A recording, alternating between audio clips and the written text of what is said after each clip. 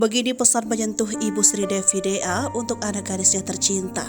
Setelah menjuarai ajang Dangdut Akademi 5 Indosiar, Sri Devi DA kembali tampil di panggung Indosiar.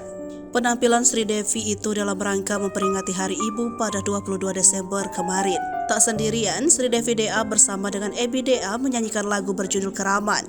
Lagu yang bercerita tentang nasihat untuk berbakti kepada ibu tersebut dinyanyikan dengan penuh perasaan. Bahkan Sri Devi DA tak dapat menahan air mata ketika sosok sang ibu menghampirinya di atas panggung.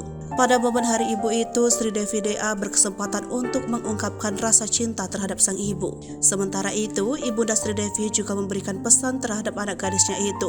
Selalu rendah hati, fokus sekolah, fokus pekerjaan, dan selalu sayang sama orang tua, keluarga juga tetap sabar. Tutur Lesyana.